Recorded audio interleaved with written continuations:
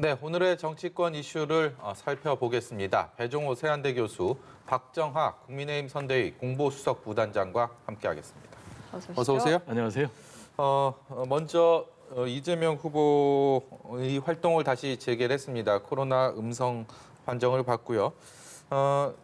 근데 대선과 지금 많이 관심이 돼 있는데 사실 재보궐선거도 대선 같은 날 열리지 않습니까? 이게 서울 종로도 있고요. 그리고 서초 같은 경우도 그렇고 관심을 많이 끌고 있는데 이재명 후보가 여기에 대한 무공천 방침을 밝히면서 이 민주당 내에서도 의견들이 좀 갈리는 것 같습니다. 이 사안들은 어떻게 보고 계십니까? 일단 기본적으로 민주당 내부에서도요.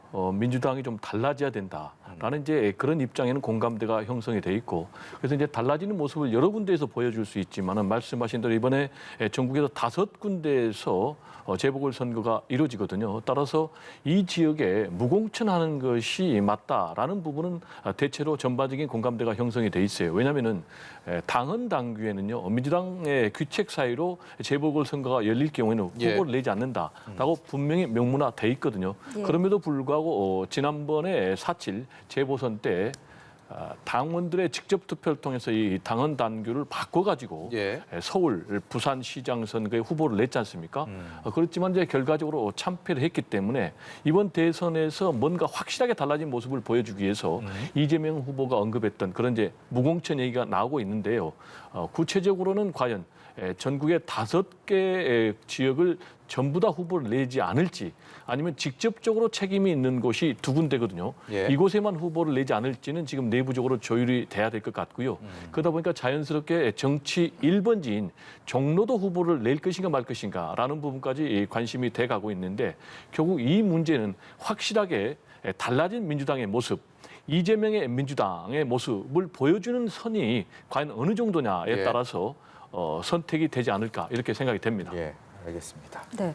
그리고 이재명 말씀해 주시죠. 외형적인 모습과는 달리 그 속내는 조금 다른 부분이 있는 것 같아요. 그러니까 정치개혁 명분, 그다음에 지난 4.7 재보궐선거에서의 약속 미이행 뭐 이런 것들이 있습니다만 저는 결국에는 대선 막판에 갔을 때 지난 그 총선 이전에 있었던 위성정당 논란과 관련해서 지금 그 심상정 후보가 단독으로 대선 레이스를 하고 있는 정의당과의 연계 등 복잡한 속내를 밑에 깔고 있는 복선 아닌가라고 저는 해석을 합니다. 그래서 지금 현재 전국에 있는 4-5개 군데의 무공천 문제는 사실은 뭐 총선 승패 여부와 상관없이 제가 볼 때는 이재명 후보의 대선 전략 중에 깔려 있는 이 속내에 또 다른 숨은 그림이 있다라고 해석할 부분이 있다고 보여집니다. 알겠습니다.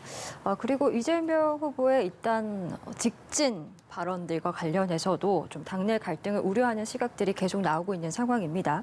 양도세 중과 유예 문제와 관련해서도 그랬고 사법고시 부활, 일부 부활을 거론한 부분 등 좀 기존의 민주당의 정책 개조와 어긋나는 부분들이 많다 보니까 당내 갈등을 우려하는 시각들이 계속 나오고 있는데 글쎄요 지금 상황을 좀 어떻게 보고 계신지요? 저는 이러한 상황이요 민주정당이면은요 당연스러운 그런 상황이라고 생각을 합니다. 공산주의 정당이 아니기 때문에 다양한 시각이 존재하는 것은 맞고요. 말씀하신 대로 기존의 민주당의 기조, 문재인 정부의 기조하고는 약간 다른 부분이 있단 말이에요. 특히 이제 이런 대선을 앞두고 이재명 후보 같은 경우는 이재명 깃발을 가지고 확실하게 문재인 정부와의 정책적 차별화를 하고 있어요.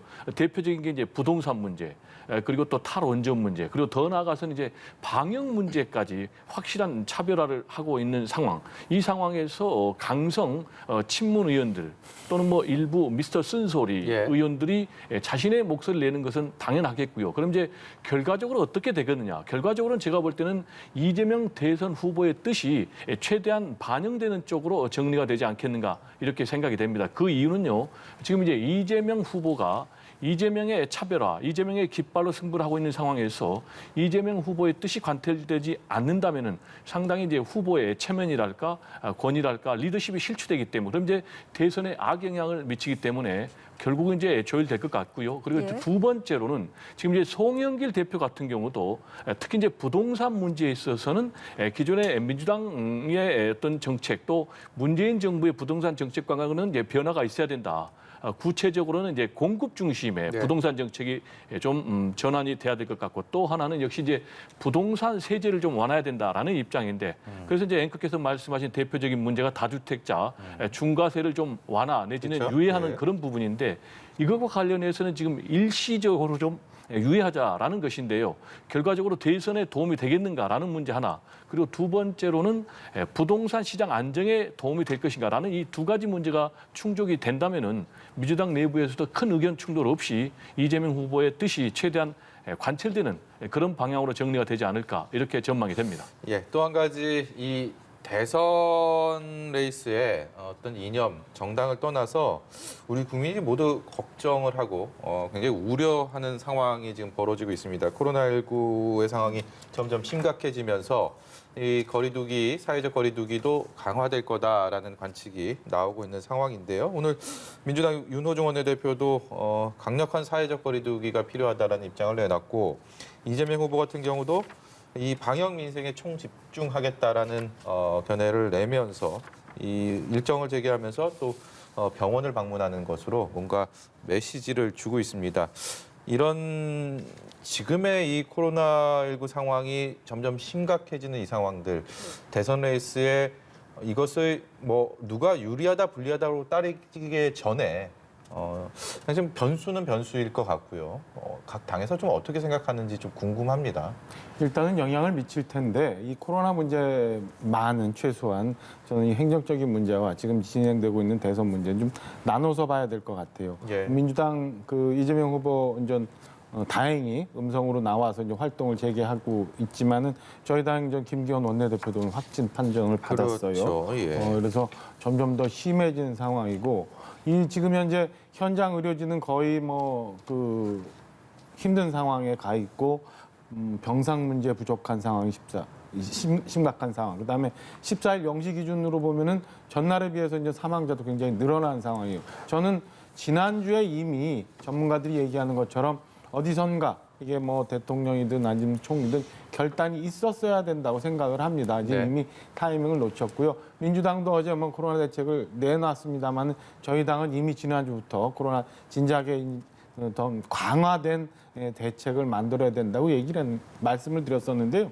대선 이 결과와 상관없이 저는 행정적으로라도 오늘 대통령께서 귀국을 하시면 예. 저는 결단을 해서 뭔가 큰 조치를 정리를 해야 된다고 생각을 합니다. 예. 이제 대선 레이스와 관련해서 보면은 사실은 코로나 관련해 갖고는 이게 지난 총선에서 봤던 것처럼 어느 방향으로 이게 튈지 몰라요. 네. 그러니까 이 코로나 가지고 정치권들이 서로 자기 당에 유리하게 해석을 하거나 아니면 유리하게 이용하려고 하는 것은 좀 각각 다 삼가를 좀 해야 되는 게 옳지 않나 싶은 생각이고요. 네. 아무튼 온 국민이 코로나를 극복할 수 있도록 이 부분에 있어서는 저는 정치권이 좀 협조해서 같은 목소리를 좀 내는 게 좋다라고 생각을 합니다. 배 교수 견해도 그게 크게 다르지는 않을 것 같다는 생각은 드는데 어떻습니까? 저는요 이번 대선에서 가장 중요한 이슈 하나만 꼽으라면 코로나 이슈가 될 예. 것이다 이렇게 봅니다. 왜냐하면 이미 이제 오미크론 변이와 관련해서요 지금 뭐 신규 확진자가 8,000명 선에 육박한 그런 상황, 그리고 위중증 환자도 1,000명 선에 육박하는 상황, 그리고 이제 대선이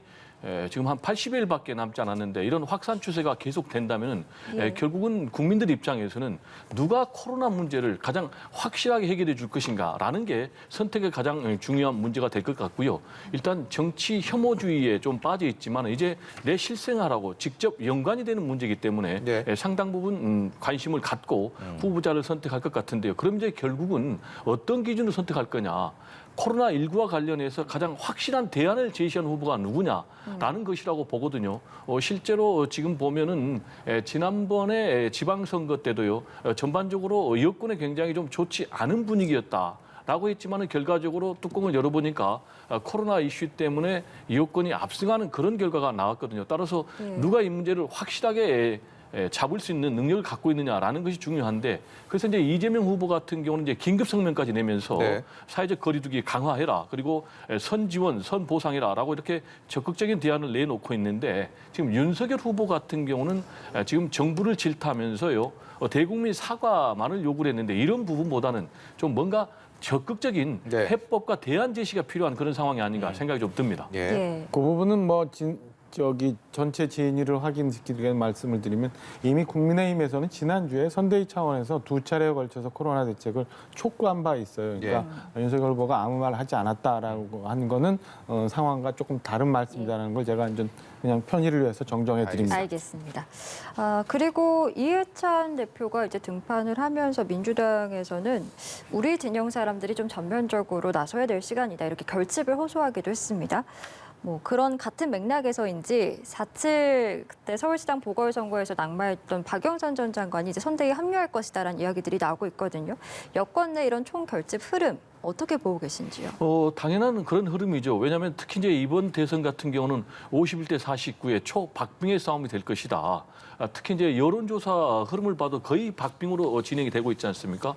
따라서 이제 친문, 친노의 좌장이라고 할 수 있는 이해찬, 유시민 그리고 말씀하신 이제 박영선 전 장관까지 이렇게 등판에 나서고 있는 그런 상황인데요. 이 흐름이 이제 두 가지 의미가 있다고 봅니다. 첫 번째로는요, 이재명 후보 같은 경우는 비문 대통령 후보입니다. 따라서 친문 진영에서는 아직도 좀 거부감이 있는 것이 사실이고요. 실제로 비토하고 있는 강성 친문 세력도 있습니다. 그런데 지금 친문, 친노의 좌장이라고 할 수 있는 이해찬, 유시민 이 두 사람이 나서서 공중전을 통해서 확실하게 진영이 총결집해야 된다. 예. 이재명 후보를 밀어야 된다라고 하면은요. 진영이 결집하는 그런 효과가 있겠고요. 예. 두 번째로는요. 지금 등판 시점이 굉장히 중요한 의미가 있는 게 이재명 후보가 TK 지역을 방문해서 차별화 행보를 강력하게 했지 않습니까? 그런데 이해찬 후보는 그 이후에 등판을 했고 유시민 후보는 TK 행보 이전에 등판했거든요. 이 얘기는 일종의 역할 분담을 하고 있다라고 저는 분석을 하는데요. 즉 다시 얘기하면은 이재명 후보는 이재명만의 어떤 차별화 행보를 통해서 중도 외연의 산토끼 잡기의 네. 행보를 하고 있다면은 이해찬 그리고 유시민 그리고 또 박영선 이런 분들은 결국 이제 내부의 집토끼 잡기 전략을 하고 있는 그런 일종의 역할 분담이 이루어지는 것 아닌가 그렇게 예. 분석이 됩니다. 알겠습니다. 예, 저희 이번에는요 토론회 얘기도 좀 해보겠습니다. 공직선거법상 대선 후보들은 선거 기간 동안 TV 토론회를 3번 이상 하도록 규정이 되어 있는데 그런데 여야 모두 이 토론회와 관련해서 이제 득가스를 따지다 보니까 사실상 합의가 좀 잘 안 되고 있는 모양새입니다. 뭐 관련해서 여론도 후보 등록 전이라도 좀 토론회를 하자는 의견이 더 많이 나왔는데 관련 CG를 좀 보여주시면 좋을 것 같습니다. 네. 일단 토론회 횟수와 그 시기에 대해서 좀 어떻게 생각을 하시는지 여쭤보고 싶습니다. 대선 후보의 검증 그리고 국민들이 후보에 대해서 많이 알게끔 하는 토론에 충분히 있어야 된다고 생각을 해요. 하는데 지금 일단 법적으로 보면은 그 선관위 주최 토론회가 이제 공식 선거 운동 기간이 들어가면은 진행이 되지요. 3번 정도 있게 되는데 지금 국민의힘의 윤석열 후보가 선출된 시기와 민주당의 이재명 후보가 선출된 시기가 좀 다릅니다. 약 한 달간의 차이를 두고 있어요. 그래서 최근에 보면은 각종 매체를 통해서 토론회의 기획 뭐 이런 것들이 많이 오고 있는데요. 저는 이재명 후보가 지금 뭐 거의 뭐 싸움을 걸다시피 하는 식으로 예. 토론회를 제안하는 거는 저는 뭐 토론을 위해서 그다음에 국민들의 검증을 위해서라기보다는 지금 현재 있는 국면을 전환하고자 하는 목표가 더 있지 않나라는 생각이 듭니다. 그래서 지금 굉장히 뭐 다양한 형식의 토론회 제의들이 많이 있는데요. 어제 윤석열 후보가 관훈 토론회 통해서 예. 길게 패널들의 질문에 답한 것처럼 뭐 언제든지 국민들의 요구에 의해서 국민의힘 윤석열 후보는 토론에 나갈 준비가 되어 있다. 다만 이재명 후보처럼 무슨 전략적 전술적 목적에 의해서 지금 토론을 하자고 제안하는 것은 그 의도가 순수치 않기 때문에 예. 선뜻 받아들이기가 쉽지 않다라는 말씀 좀 드립니다. 예, 어제 그 심상정 정의당 대표도 이재명, 윤석열 후보를 향해서 TV 토론을 하자 이렇게 또 이야기를 하기도 했잖아요. 토론이 후보들 간의 어떤 주요 대선 전략 싸움의 핵으로 지금 부상하고 있는 상황인데 어떻게 좀 생각하시는지? 일단 저는 이제 TV 토론이요 기본적으로 많으면 많을수록 좋다고 봅니다. 왜냐하면 굉장히 지금 네거티브전으로 치열하게 진흙탕 싸움을 하고 있는데요. 이 대선이 정책 대결로 가기 위해서도요. TV 토론이 많이 있어야 되겠다라는 것이고요. 특히 이제 두 번째로는 지금 코로나19의 사상 초유의 국난의 위기 상황 아니겠습니까? 이런 상황에서 당연히 국민들에게 알 권리 차원에서라도 판단의 기회를 제공하는 것이 맞다. 그러나 현행 이제 공직선거법상에 따르면은 TV 토론을 3차례밖에 못 하거든요. 그것도 2월 15일부터 3월 8일까지 공직선거운동 기간 동안에밖에 못 하기 때문에 그 전에라도 줘야 된다라는 여론이 지금 65%로 네. 그 이후에 해야 된다라는 여론 30%보다 2배나 우위에 있지 않습니까? 이거는 이제 그만큼 국민 여론이 TV 토론을 요구하고 있는 것으로 저는 보고요. 지금 이제 이재명 후보 같은 경우는 매주라도 TV 토론 하자 이렇게 얘기를 하고 있는데 계속해서 윤석열 후보가 이걸 뭐 자꾸 피하는 듯한 그런 행보를 하면은 뭔가 좀 준비가 안 된 그런 후보가 아닌가라는 이미지를 줄 수밖에 없기 때문에 윤석열 후보도 좀 적극적으로 사전에라도 TV 토론에 나설 필요가 있다라는 얘기를 좀 강조를 하고 싶습니다. 네, 이번에 주제 좀 바꿔보겠습니다.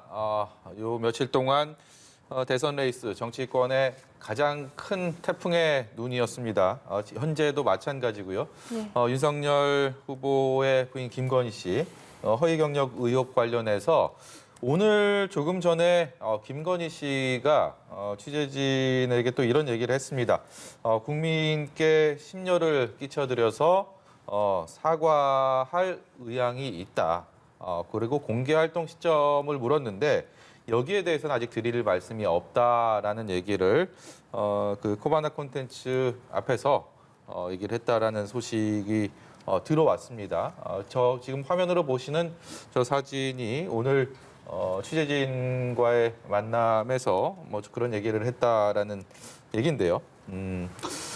굉장히 국민의힘 입장에서도 이 대선 한복판에 김건희 씨가 서면서 민주당 이재명 후보 캠프에서는 인생을 위조했다라고 공세를 가하고 있고요. 국민의힘에서는 이게 영부인 뽑는 거냐, 대통령 뽑는 거지라고 이 방어를 하고 있는데요. 현재 상황에 대해서 굉장히 고민이 깊을 것 같습니다. 어떻습니까? 내부적으로 좀 고민이 깊은 상황이 분명합니다. 그리고 원론적으로는 뭐 후보의 검증에 대해서도 충분히 있어야 되지만 후보의 가족에 대한 검증도 충분히 있어야 되는 원칙적인 상황에 대해서는 동의를 합니다. 근데 지금처럼 일어나는 검증이라는 명분으로 일어나는 이런 논란들이 과연 옳은지에 대해서는 한번 좀 우리 사회가 전체적으로 돌아볼 필요는 있지 않나라는 생각이고요. 좀 전에 뭐 제가 이제 방송 끝나고 좀 더 확인을 해봐야겠지만 예. 우리 김건희 씨 관련한 지금 저희 자막으로 보는 입장을 보면 네. 무언가 이제 정리가 되고 있는 상황이라고 보여지고요. 저는 어떤 경우라든 의혹이 있다면은 털어야 된다라는 의견이 충분히 많이 있음을 저희가 감안하고 있고요. 이게 이제 내부적으로 정리가 되는 대로 국민들한테 좀 말씀드릴 수 있는 상황이 올 거다라고 말씀드립니다. 개인적으로 뭐 저도 선호하는 방식 필요하다고 생각하는 방식이 있습니다만 말씀드리면 혹시 이제 결정된 선대위의 입장인 것 같아서 제가 예. 말씀을 차마 못 드립니다만 시간이 필요하면 얼마든지 정리가 된다고 생각을 합니다. 이 윤석열 후보의 어제 관훈 클럽 토론회에서 이 관련된 질의들이 쏟아졌는데 거기서 했던 발언도 과연 적절했느냐, 그것이 적정했느냐라는 또 논란이 되고 있는 상황입니다. 네, 제가 볼 때는 뭐 윤석열 후보의 부인 김건희 씨의 발언도 매우 부적절했고 그리고 또 윤석열 후보의 발언도 매우 부적절했다고 봅니다. 그 이유는 명백히 이제 허위 경력 그리고 위조 부분에 대해서 팩트로 사실로 확인이 됐지 않습니까? 그럼에도 불구하고 뭐가 문제냐라는 이제 그런 대응 태도는 상당히 좀 잘못된 것이고요. 그리고 이제 윤석열 후보 같은 경우는 말하는 게 전반적으로 뭐 완전한 허위는 아니다, 완전한 날조는 아니다라고 얘기를 했지만은 이거는 두 가지 외에는 없는 거예요. 허위면 허위고 허위가 아니면 아닌 거예요. 이런 식의 윤석열 후보의 발언은 자신이 평소에 굉장히 강조했던 예. 특수부 검사 출신으로서의 어떤 법치 그리고 공정과는 굉장히 상충되는 그런 발언이다. 저도 좀 개인적으로 상당히 실망했고 그러다 보니까 지금 홍준표 의원 같은 경우는 앞으로 이 장모 부인 리스크가 상당히 문제가 될 것이다. 이 프레임에 갇히면은 상당히 대선이 힘들어질 수 있다라고 얘기를 했단 말이에요. 그래서 계속해서 지금 이 김건희 씨가 언론과의 어떤 공식 인터뷰를 피하고 심지어는 그러다 보니까 뭐 황급히 모습을 감추고 어떤 사람 고개를 누르는 이런 모습이 전달되면은 국민들에게 매우 부정적인 이미지, 의혹이 확산될 것 될 수밖에 없기 때문에 잘못한 부분에 대해서는 깨끗하게 여차여차해서 잘못이 됐습니다라고 공식으로 국민들에게 사과하는 것이 바람직하고요. 예. 그리고 지금 대선 후보가 이렇게 공식적으로 등판한 역사가 대선 역사에 없는 거예요. 그래서 예. 이 부분도 더 이상 어떤 커튼 뒤에만 숨지 말고 공식으로 후보 부인으로서 활동을 개시하는 것이 바람직하지 않나 이런 생각이 좀 듭니다. 예. 네, 공개 활동 시점에 대해서 많은 분들이 궁금해하셨는데 오늘 이제 아직까지는 드릴 말씀이 없다라고 이제 공개적으로 표명을 한 거잖아요. 글쎄요, 더 그 시점이 늦춰지리라고 전망을 하면 되겠습니까? 저는 뭐 시점이 늦춰지고 뭐 그럴 일은 아니라고 보고요. 기존의 국민의힘 선대위 전략상 준비된 상황에 따라서 맞춰 움직여질 거라고 생각을 해요. 다만 우리 배 교수님 같은 분은 충분히 요 며칠 있었던 김건희 씨와 그다음에 어제 윤석열 후보의 답변에 대해서 말씀하실 수 있지만 오늘도 보면 민주당이 오전 오후 벌써 윤석열 후보의 가족 의혹에 대해서 얘기를 하고 기자회견을 하는데 글쎄요, 뭐 후보 이재명 후보가 갖고 있는 그 뭐 전과 경력이나 아니면 과거 2017년 논란이 됐었던 우리 김혜경 씨와 관련된 이런저런 것들을 갖고 있는 민주당에서 과연 그럴 얘기를 할 자격이 있는지에 대해서는 되묻고 싶어요. 저희는 가급적이면 대선 국면이 정책 대결, 그다음에 건전한 국민들이 유권자들의 선택을 위한 자료 제공을 위해서 이렇게 대선 레이스를 준비하고 있는데 너무 민주당이 이게 네거티브 전으로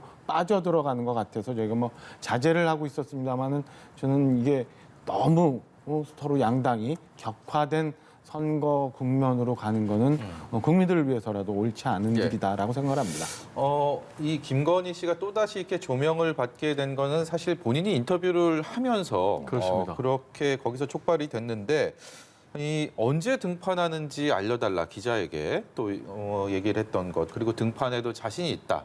그리고 오늘은 그 등판 시점에 대해서 아직 뭐 결정하지 않았다.